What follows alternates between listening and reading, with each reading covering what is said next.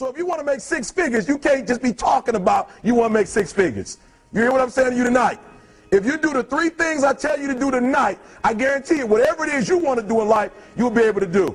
You will be able to accomplish whatever you want to academically, financially, relationally, whatever. So 3 things.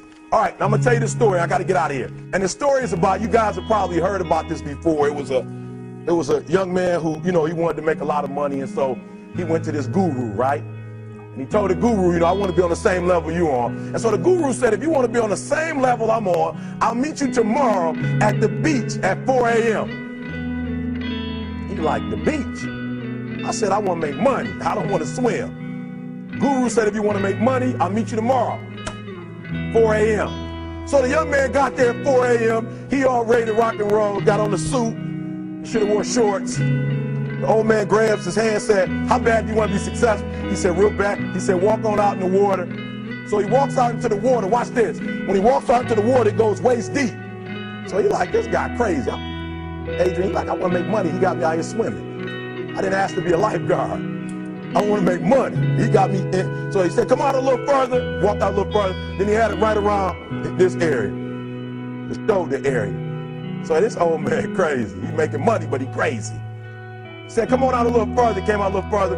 It was right at his mouth. My man like, I'm about to go back in here. This God is mine. So the old man said, I thought you said you wanted to be successful. He said, I do. He said, walk a little further. He came, dropped his head in, held him down, hold him down. My man getting scratching, holding him down. I got you. I know you brushed it out, but I got you. He had him held down. I need you for an illustration. He had him held down. Just before my man was about to pass out, he raised him up. He said, I got a question for you. Somebody answer the question for me. He said, when you were underwater, what did you want to do? Lee, I'm looking for a different word though than lip. What's that word? He said, I wanted to breathe. He told the guy, he said, when you want to succeed as bad as you want to breathe, then you'll be successful.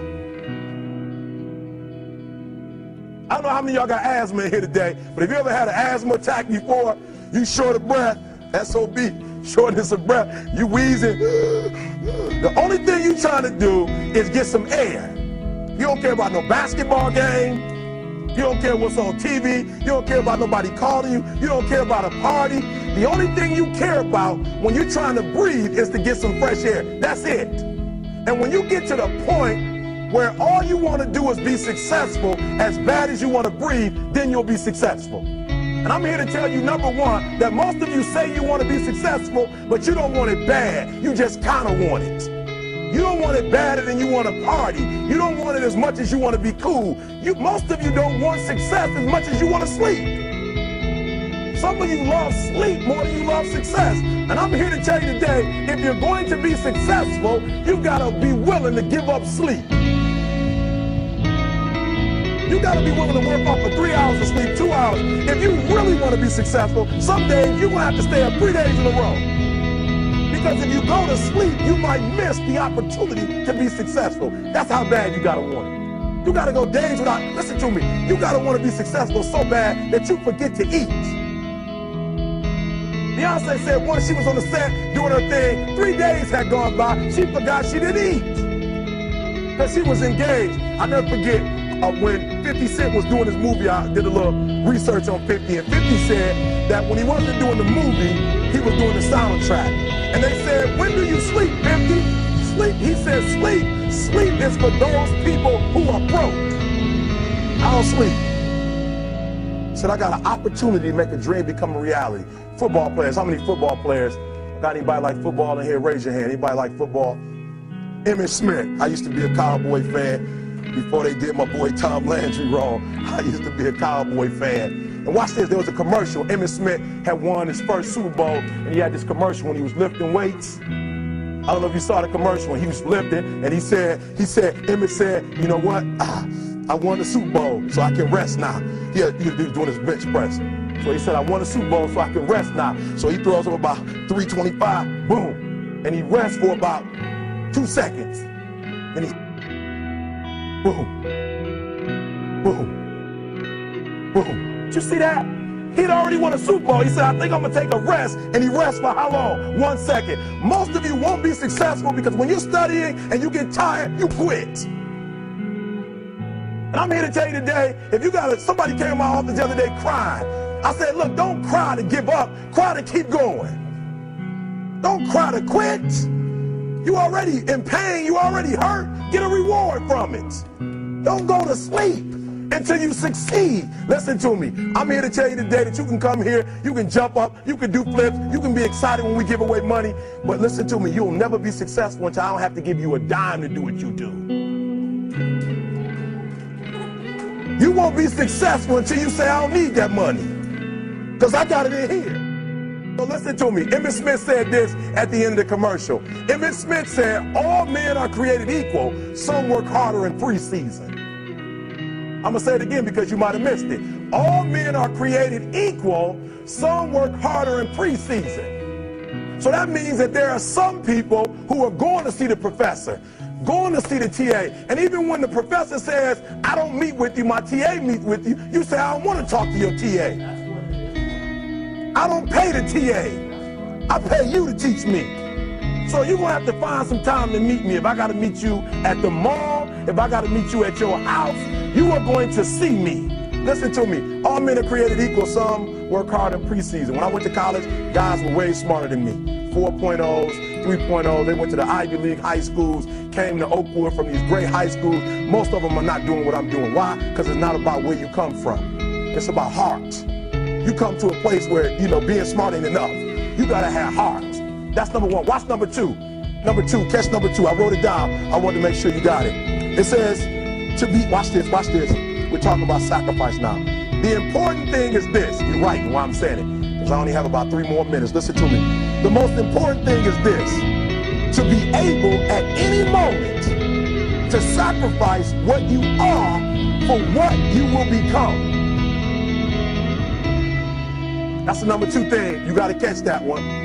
To be able to, listen to me, at any moment. Some of you can make sacrifices when Monday Night Football is not on. You can make a sacrifice. But when the game come on, for some reason, you just attached to it. For some of you, when your favorite show come on, you can make sacrifices on Sunday when ain't nothing going on. But when your favorite show comes on Monday, bam, some of you focus until the phone ring, and then you like, I gotta answer. If I don't answer the phone, I'm gonna die. I'm saying to you today that there are some of you, if you give up your cell phone, you would be successful. But your cell phone is more important to you than your success. I'm going to say it again. I'm going to hurt somebody. Some of you need to give up your cell phone, because the time you spend on your cell phone could be used for your success. The time you could be using to be successful, you're using it on the cell. And the cell phone is not bringing you nothing but a bill. And somebody has told you you couldn't live without it. I'm talking about going deep now, giving up stuff. Watch what it says. To be able at any moment to sacrifice what we are for what we could be. I don't do well in math. You're right. You ain't never studied. I'm not good in writing because you have never written before. But I dare you to fail in writing for a whole year to see if you can get to the end. I dare you to fail. I dare you to take that same class over and over again. I dare you to stop dropping classes like you soft. Always want to give up. I'm dropping. Why are you dropping? I'm so grateful that the slaves didn't drop and quit. Say, I'm just going to stop. I'm a slave. I'm just going to be a slave. I'm going to quit. Listen to me. The slaves said, we will live because one day we will become. We won't always be slaves. So today, although we're slaves, we're going to act like we're free, and one day our children will be free. If the slaves would have just said, we quit, we give up, we would have died in the Middle Passage. But some slaves said, I don't care what we go through, we're going to survive this. 400 years of slavery, we're going to get through this. And you can't get through it 1825. You can't get through a writing class, and you got tutor after tutor, resource after resource. The problem is, you ain't never felt no pain before. You're soft. It's a soft generation. You quit on everything. Our people did not quit. Harriet Tubman not only made it, she went back and got some more. She said, you know what, I made it, but I'm going to walk all, listen to me, shh. not ride the bus. I'm going to walk all the way back down to the south to get some more. And you quitting on 1825? Now watch this. You quit after you, listen to me, you get a sleeping bag and you wait for them. You wait for the first WRA instructor to come in and you come out your sleeping bag, I need help. You quit after you do that. You quit after you had, listen to me, a WRA party. I'm having a party. Everybody come over. I got food, everything. And let them get over there. Let it be all the best writers. All right, I fooled y'all. I want to have a writing party.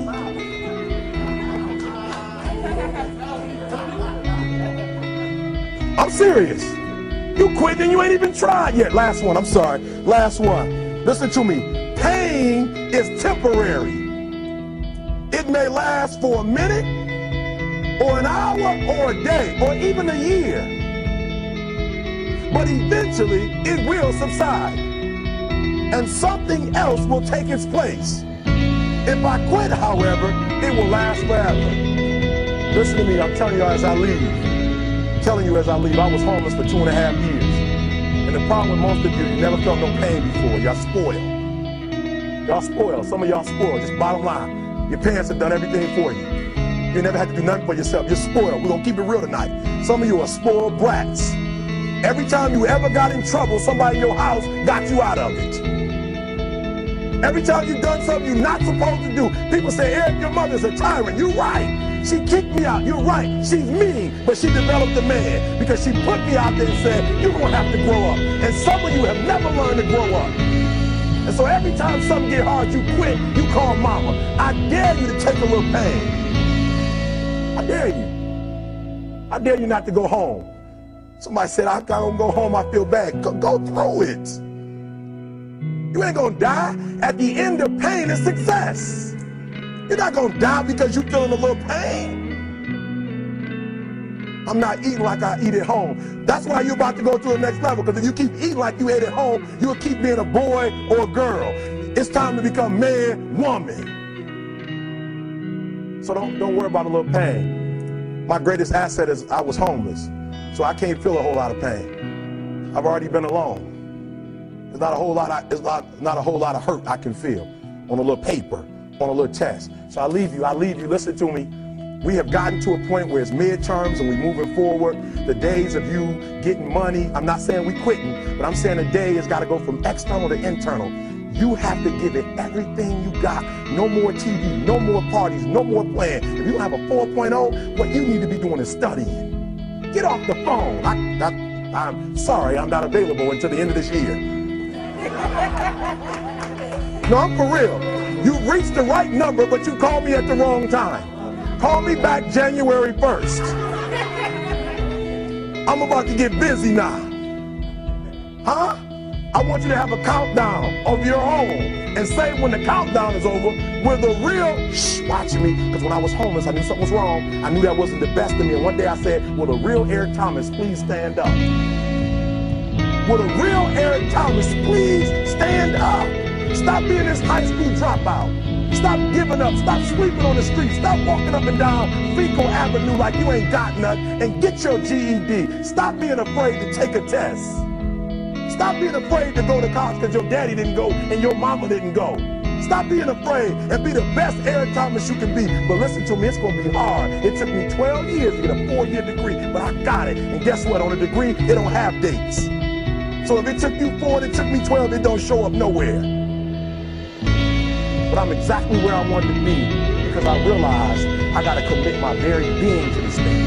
I gotta breathe it, I gotta eat it, I gotta sleep it. And until you get there, you'll never be successful in life. But once you get there, I guarantee you, the world is yours. So work hard and you can have whatever it is you want. Thank you guys for your time.